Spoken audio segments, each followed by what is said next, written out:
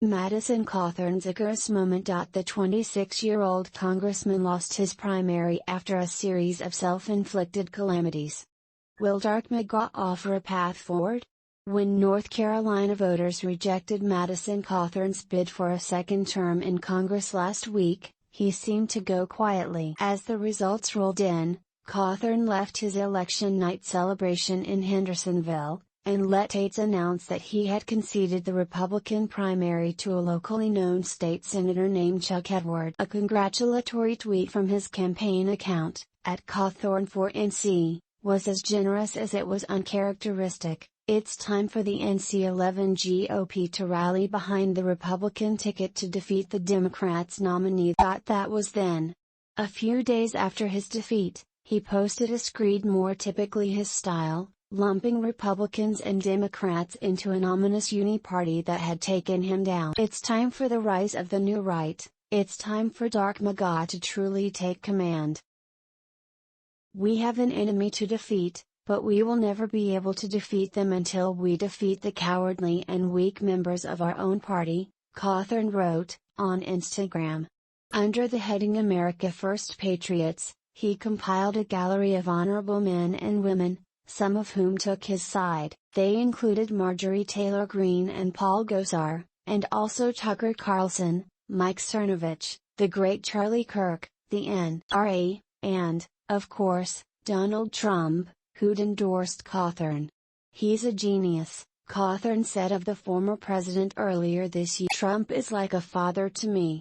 When it came time to vote, neither Trump's backing, nor Cawthorn's sallies into the culture wars. He'd introduced a bill, 5 days before the primary, to require the Centers for Disease Control and Prevention to include aborted children in official death counts. In one sense, he lost narrowly, finishing second to Edwards by about 1,300 votes, out of nearly 90,000 cast. By another measure, the vote was a rare repudiation of a sitting member of Congress.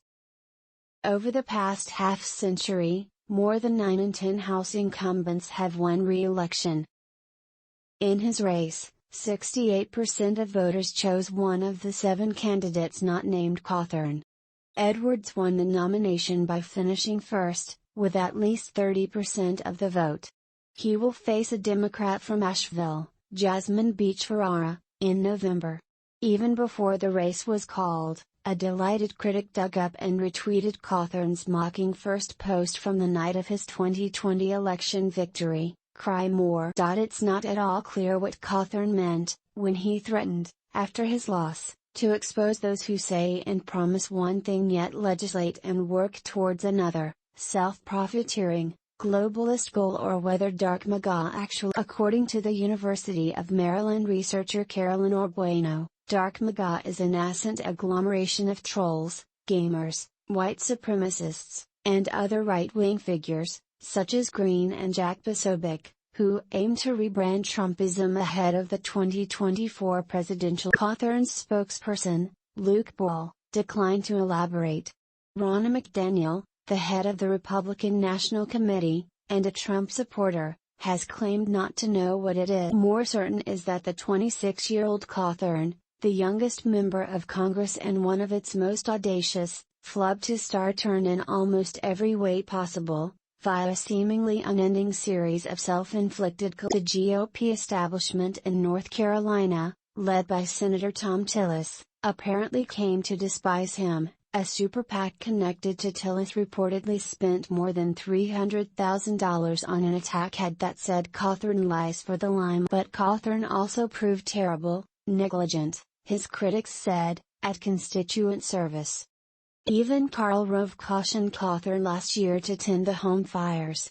While you can gain a national following acting like Cawthorn, you can't build a political organization in a district without acting like Edwards. John Hood, the president of North Carolina's conservative John William Pope Foundation, told me a few days. This is not ideological. The perception is, he's irresponsible. He obviously just got carried away with his sudden fame. It's a view I heard often, Cawthorn as Icarus. A charismatic, homeschooled, college dropout with a tragic backstory, he flew into Washington and onto Fox News, only to fall just as fast. As for the future of Dark MAGA, Hood was dismissive. I do not think there is some serious Dark MAGA movement. Aimless young men like to make things up and talk to one another. Cawthorn's electoral prospects had rested on sandy soil for weeks before the election. There were the multiple tickets for speeding and charges of driving with a revoked license, the times he tried to carry a gun onto an airplane, and his claim that he had been invited to an orgy by his colleagues in Washington. Shortly after, there were the photos of him in women's lingerie, the video of him simulating sex with another man, whom he has referred to as his cousin, the allegations of insider trading and improper relations with one of his staffers, and the time he called Ukrainian President Volodymyr Zelensky. Kevin McCarthy told Cawthorn that he had lost the House Minority Leader's trust. Cawthorn declined my request for an interview. The barrage of negative news was relentless and memorable. But what most undid Cawthorn was a tactical mistake. 7 months ago, in his Republican-leaning district in the mountains of western North Carolina, Cawthorn's path to re-election looked smooth. His only declared primary opponents were 3 newcomers, who had fewer resources, and none of his skill for stoking grievance. Suddenly, however, Cawthorn jumped districts, announcing that he would leave the 11th and move to the newly drawn 13th. The new district had no incumbent, leaned even more Republican, and included a piece of the Charlotte media market, valuable territory as he contemplated a future run for governor. "We are taking ground for conservatism," he declared on Twitter. "Trust me to fight for you." To many voters in his current district, who had trusted him to fight for them, his flight to more favorable turf was a betrayal. Cawthorn likely would have sailed to victory in the new 13th, but the North Carolina Supreme Court determined that the state's maps had been illegally gerrymandered in favor of Republicans, and ordered them redrawn. The fresh maps wiped out the new district, and, some 4 months after leaving the 11th behind, he returned to it. In the meantime, things had changed. New candidates had entered the race, most notably Edwards, a seasoned state senator, who already possessed a working political operation in the district's most popular. Robert Orr, a retired North Carolina Supreme Court justice who helped draw the latest congressional maps, told me that Edwards is vanilla, nose to the grindstone, at least as conservative, but he's not as offensively Establishment Republicans, seeing their chance to oust Cawthorn, rushed to support Edwards. When I last interviewed Cawthorn, in December 2021, he was confident that his grassroots army and millions of dollars in campaign donations would return him to office. But his army failed to materialize. He ran through his money, more than $3.5 million, at last count, and the powerful Republican leaders in the state ganged up on him. Senator Richard Burr, the retiring North Carolina Republican, said of Cawthorn, "On any given day, he's an embarrassment." Tillis, who endorsed Edwards, decried Cawthorn's consistent pattern of juvenile behavior, outlandish statements, and untruthfulness. I asked Orr, the former North Carolina Supreme Court Justice, about the reaction to Cawthorn's defeat. "Up in the mountains, I think there was a sense of relief," Orr said. "I haven't heard any bitterness." Hood agreed.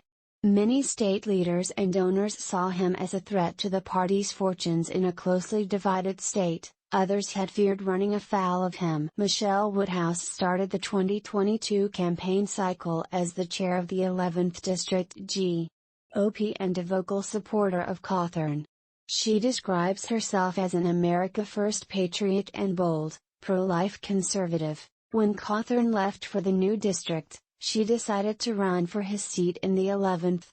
Cawthorn had supported her candidacy, but when he returned to the race, she told me that members of his staff tried to nudge her off the field. Cawthorn's spokesperson denied this. She wouldn't go, and she could see that he was in trouble. The lack of constituent services, the lack of responsiveness, missing congressional votes, I think Madison lacked maturity, accountability, she said. He lost a chunk of his base that he could never get back. Woodhouse finished the primary in 6th place. Republicans have controlled the 11th since 2013, when Mark Meadows, Trump's future chief of staff, won the seat, and many think Edwards is a shoo-in to beat Beach-Ferrara in November. There is no district in the country that leans this far toward the Republican Party and is represented by a Democrat, Christopher A. Cooper, a Western Carolina University political science professor who studies the district closely, said. But Woodhouse isn't so sure. The North Carolina GOP, she told me, did an exceptional job of nominating a bunch of rich, white men. Beach-Ferrara, a Buncombe County commissioner who attended Brown and Harvard, is a United Church of Christ minister and LGBTQ activist raising 3 children with her wife. In her announcement video, she talked about Republicans and Democrats finding common ground to confront the opioid and mental health crises in her county. Cooper doubts Beach-Ferrara's story will resonate beyond the liberal confines of Asheville. What will resonate is an open question. In the primary, Woodhouse pointed out, twice as many people voted against the establishment as voted for it. She sees Sherry Beasley, the black former Chief Justice of the state Supreme Court and current Democratic nominee for the Senate, as a dynamic presence at the top of the ticket who will drive turnout. And she worries about Republican messaging. I love Donald Trump more than you love Donald Trump. Joe Biden is bad.